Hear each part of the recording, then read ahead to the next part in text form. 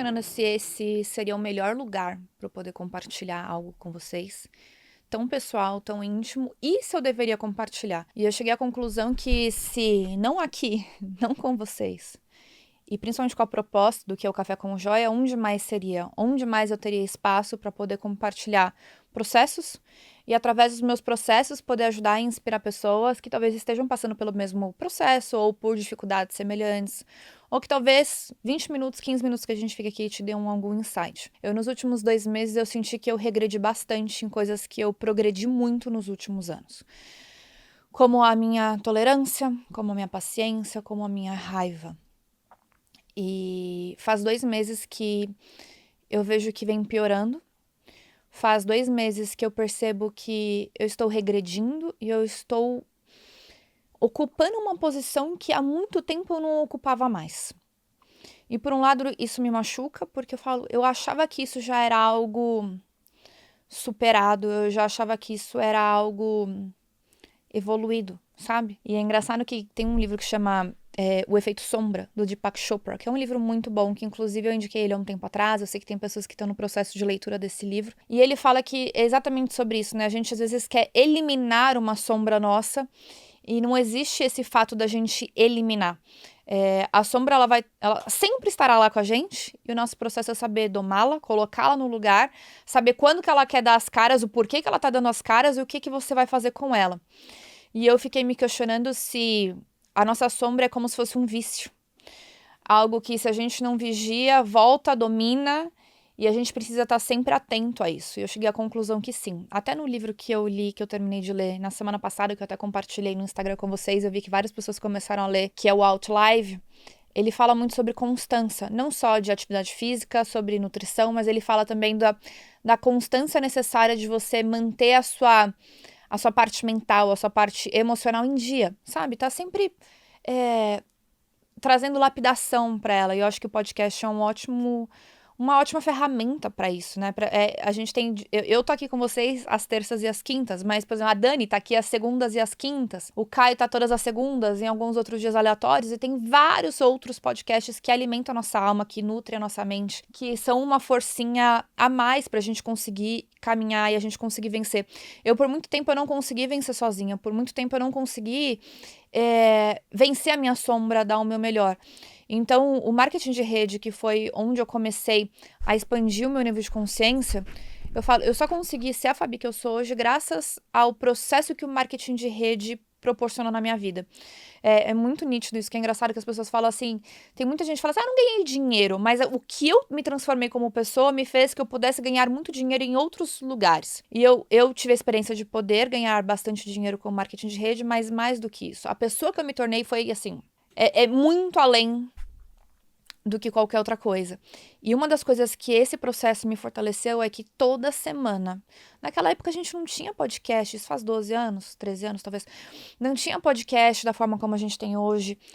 Tinha o YouTube, mas não tinha talvez o nível de consciência de entender que tinha tanto conteúdo disponível.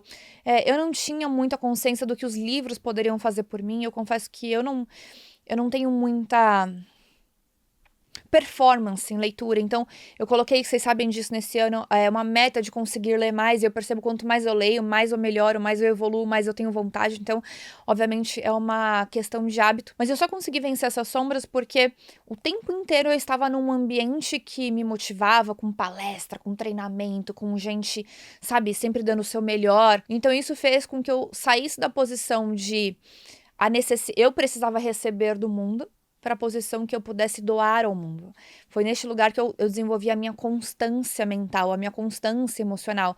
A minha lapidação diária foi através do marketing de rede. Eu tinha sempre um estímulo ali.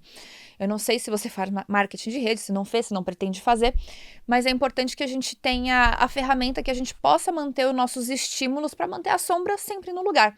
E essa minha sombra em específico, ela voltou a aparecer. E aí, como eu já falei pra vocês, foi algo que eu comecei, falei, caraca, eu achei que isso já era página virada. E raiva, impaciência, intolerância.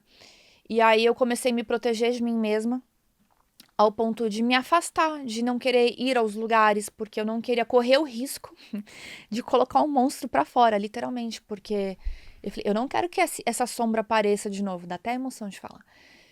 E aí ontem eu pedi pro Caio sentar no sofá, eu terminei de ler o livro, né, do Outlive.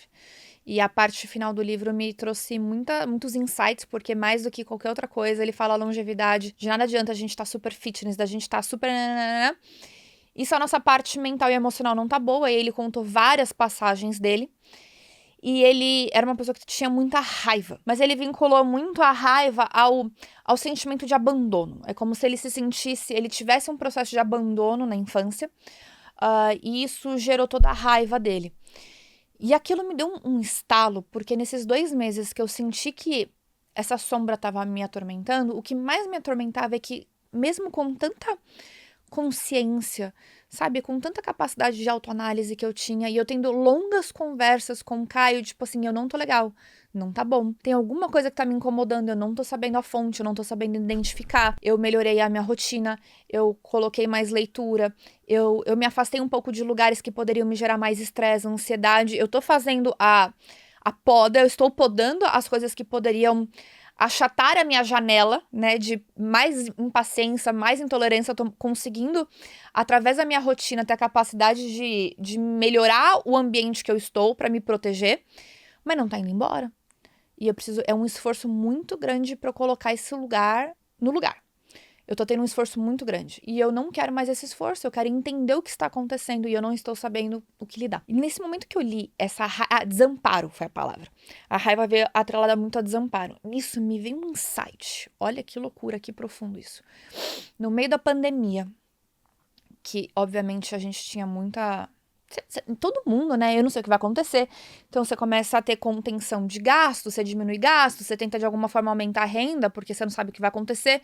O Caio já falava, a gente vai ficar pelo menos 8 meses fechado. E eu falava, você tá louco, daqui 15 dias abre, isso não vai ser nada. Então ele tinha muito mais noção da visão do que estava acontecendo. E através da preocupação dele, eu lembro que eu tive esse acesso de raiva. Eu lembro que essa sombra vinha. E num determinado momento eu deitei na cama. E eu fiz uma auto-hipnose comigo, para permitir o relaxamento do meu cérebro, para que meu cérebro me guiasse ao fundo dessa emoção. Então, quando você trabalha até num processo de hipnoterapia, inclusive se vocês estiverem buscando um profissional de confiança que possam te guiar numa sessão de hipnoterapia, de hipnose, eu recomendo o Bruno Tricarico, que foi o meu instrutor em neurociência aplicada.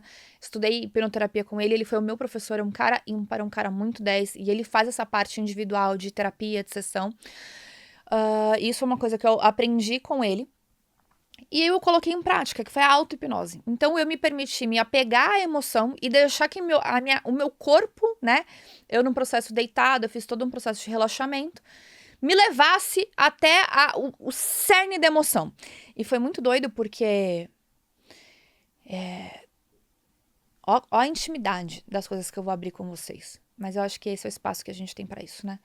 Eu me vi no quintal da casa da minha avó, que foi onde eu passei grande parte da minha infância. Meus pais me tiveram muito cedo, minha mãe sempre teve que trabalhar. Então eu fui criada pela minha avó. Minha avó era uma dona de casa, que ela fazia tudo naquela época, não tinha rap. Minha avó fazia feira, minha avó fazia supermercado, minha avó que ia com um carrinho de feira até a rua lá da feira, voltava, minha avó cozinhava, ela tinha uma pessoa que ajudava a limpar a casa, mas mesmo assim era um sobrado, era enorme. Então ficava eu, meu irmão e meu primo. Então ela dava conta de 3 netos sozinha. Ela que fazia toda a comida e ela ainda ajudava eventualmente alguma coisa da limpeza da casa. Então é óbvio que eu fui criada de uma forma como as crianças são criadas de hoje, são diferentes, né? Hoje você é cobrado por dar atenção, você tem que ficar 24 horas em cima da criança e dando atenção e você se sente culpado se você não faz isso. Cara, se você parar pra refletir, eu não tive isso, né? Minha mãe tinha que trabalhar, a minha avó não tinha muita opção, ela tinha que dar conta de tudo ali e ainda tinha 3 netos por cima ali. E eu, por ser mais velha, eu me peguei numa situação que eu me vi sozinha no quintal. Sozinha. E eu tenho alguns lapsos de memória de eu sozinha, na escada da casa, eu acordando, eu ficando sozinha, sentada, esperando alguém ir ali me pegar. E é engraçado que toda vez que eu falo alguma coisa da minha infância, minha mãe fica muito chateada. Porque ela fala, não é possível que eu gerei tanto trauma na sua infância. E é engraçado que todos os pais, eles tentam dar o melhor possível. E, eventualmente, esse melhor nem sempre é o melhor que é melhor para nós. Então, eu não consigo mudar. Meus pais sempre fizeram o que eles achavam ser melhor. Mas eu tenho certeza que eu tenho falhas com as crianças, que talvez no futuro eles vão ter que fazer terapia pela minha criação e pela criação do Caio. Acho que todo mundo tem coisa para resolver. E tá tudo bem, tá tudo certo. Minha mãe sabe que eu trago as minhas coisas à tona, e isso é uma dor de ser uma pessoa que compartilha muito disso, né? De expor e trazer, mas eu sei que isso ajuda essa troca de vocês crescerem e eu crescer. E eu já falei pra ela que não é pessoal, mas que isso faz parte da evolução. Então, mãe, te amo, tá tudo certo. Não fique achando que é tudo trauma, mas é bom saber de onde vem algumas dores pra gente poder saber como tratar. Eu não enxergo como trauma, eu enxergo como dificuldade que eu tenho que superar. E quando eu fiz constelação familiar, foi muito doido, porque eu achava que ia vir uma coisa muito louca, sei lá, abuso, trauma. Falei, sei lá, vai vir alguma coisa caótica, né? E veio a pessoa que fez o meu papel, ela batia a palma assim, ó. Tinha um grupo, meu pai e minha mãe, meu avô e minha avó, e meu avô e minha avó, o materno e o paterno. Eles estavam no formato de um triângulo, e isso quer dizer muita coisa do meu traço de caráter rígido, né? Então, quem estudou um pouco do Corpo Explica com Elton Euler, é muito a questão de ver o mundo em trio, né? Então, existe sempre a competição, a comparação, e essa questão do triângulo faz parte muito da questão do rígido, né? E aí apareceu perfeitamente esse triângulo e eu no meio querendo chamar atenção e batendo palma e todo mundo ocupado nas suas posições de relacionamento. E eu chamando atenção, mas batendo palma de uma forma louca, assim, ó. Eu tive uma crise de riso quando isso apareceu na minha constelação. Porém, quando eu fiz essa auto-hipnose em mim, de entender de onde vinha essa raiva, eu entendi que toda vez que eu preciso chamar a atenção de alguém, do meu marido em específico, olha, volta pra casa, cuida da gente, fica comigo, ou me dá atenção, e principalmente em momentos turbulentos, essa raiva aflora, no sentido assim, se eu estou com alguém, eu não gostaria de precisar pedir pela companhia, eu não gostaria de precisar pedir para ser vista. E ontem a gente teve essa conversa porque a gente vem num momento muito turbulento de negócio, um turbulento muito positivo, o que é muito bom. A gente tá fazendo cada vez mais negócios, a gente tá crescendo, a gente tá expandindo, a gente tá batendo meta. E ele fez uma palestra no último sábado e um dos donos, né, uma das pessoas que o contratou, ele tava contando assim pro Caio, nossa, agora eu sou avô. E é muito diferente ser avô, porque quando a gente é avô, a gente tem a oportunidade da gente aproveitar com os netos o que a gente não aproveitou com os filhos. Aí o Caio fala, então me dá uma dica dessa fase. E ele fala, né, dessa fase de ser avô, não espere ser avô para você, não perca a primeira oportunidade, né? Então não perca a oportunidade com seus filhos para esperar vir os seus netos para que você aproveite essa fase da vida. E o Caio ontem, ele vem chegando em casa, ele vem trabalhando muito, ele liga o computador, ele se enfia no escritório, ele faz live, ele entra no telefone. E aí ele tá descendo 10 horas da noite todos os dias. Eu não vejo, eu não consigo conversar. E uma das coisas que é muito importante pra mim é tempo de qualidade. A hora que ele desceu, eu falei, a gente precisa conversar. Eu tinha certeza que você ia falar isso, porque eu estou sentindo isso. E o melhor, eu estou tendo consciência disso, que eu não estou sabendo impor limites ou não espere equilíbrio, mas saber cadenciar melhor uma coisa ou outra. E aí, nesse momento, eu falei assim, eu já sei porque esses 2 meses eu tô tendo muita raiva, eu tô tendo muita impaciência, eu tô tendo muita intolerância. Por quê? Porque tá machucando um valor pessoal meu. Pode ser que não machuque outra pessoa, mas eu descobri que eu tenho a linguagem de amor, primeiro é presente, depois é tempo de qualidade. Mas o tempo de qualidade, ele não é só uma forma de amar minha, ele é um valor muito alto. Tem um exercício que o Caio me ensinou e eu levo ele para o lapidação, eu levo ele para os meus treinamentos, que é saber identificar o seu valor pessoal. E a diversão é um valor muito alto para mim. E quando vocês me perguntam qual que é a sua meta de 2024, eu falo, minha meta é me divertir, é porque 2023 a gente trabalhou muito, e eu sei que esse ano de 2024 a gente vai trabalhar mais. Só que se eu não souber me divertir no processo, eu vou espanar. E é legal porque eu tenho consciência disso, eu já estou fazendo a prevenção, sem que eu espane, pra falar, não tá legal, eu preciso encontrar um pouco de diversão no processo. E aí ontem, ele falou uma coisa pra mim que... Gente, pode chorar no podcast? Pode chorar, Fábio, no podcast?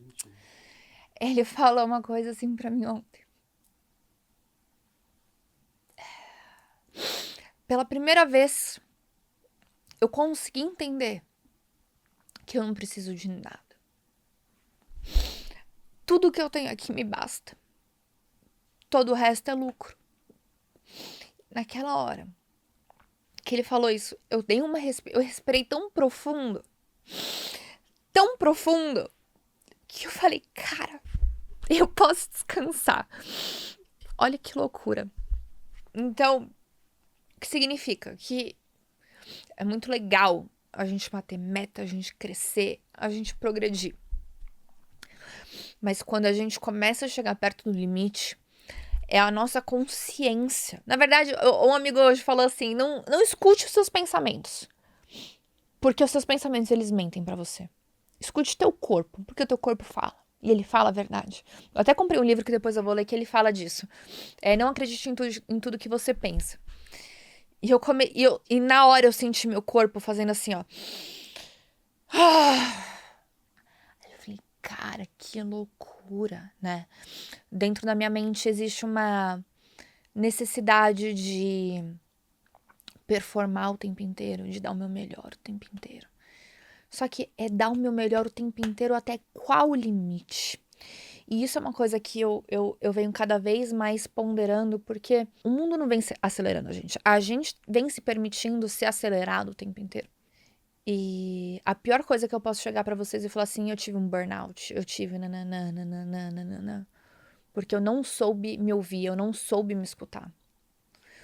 Então, hoje eu venho falando aqui pra vocês que ele estaria acontecendo, talvez daqui uns 5, 6 meses.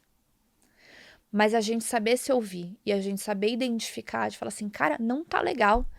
E é aquilo que eu já falei pra vocês, da gente tem um fio desencapado, puxa esse filho da mãe até o final. Vai até o final, vai entender a raiz dele.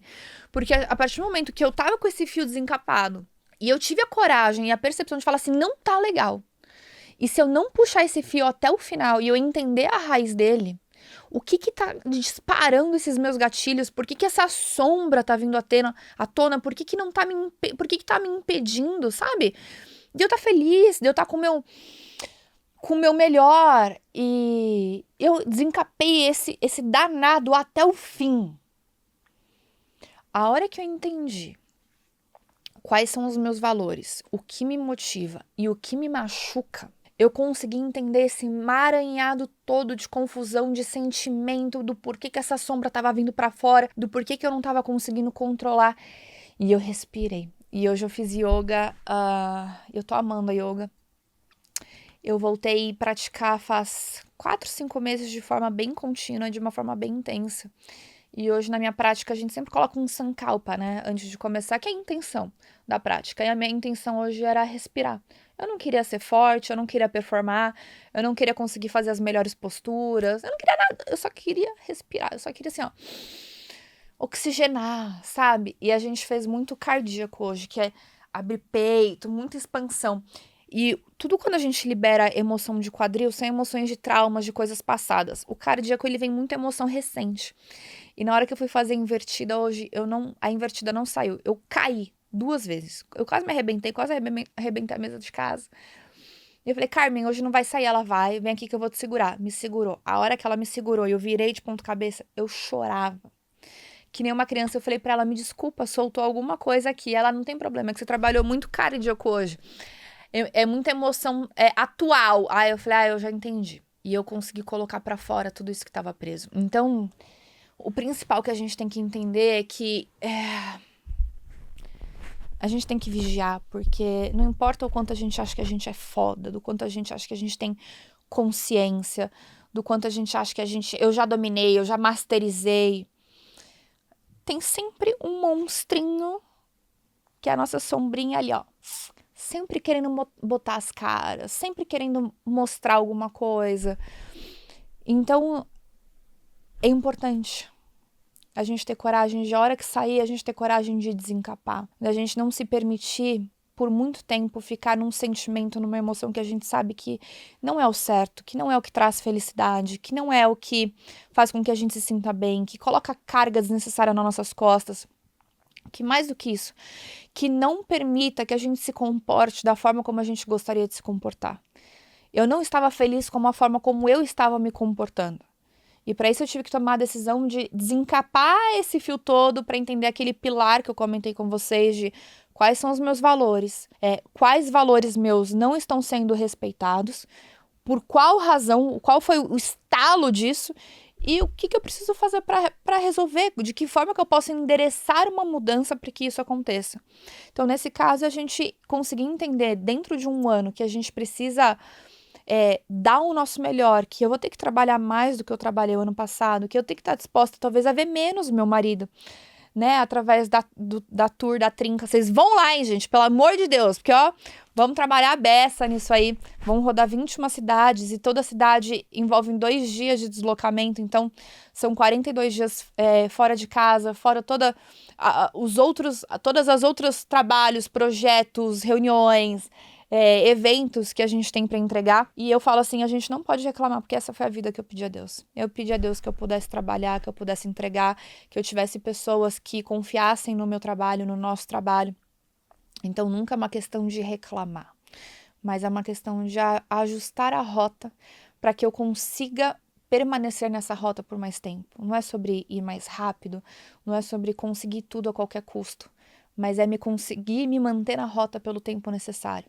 Então agora é o caso de endereçar algumas mudanças e deixar aquele monstrinho ali quietinho no lugar dele, que é o lugar dele.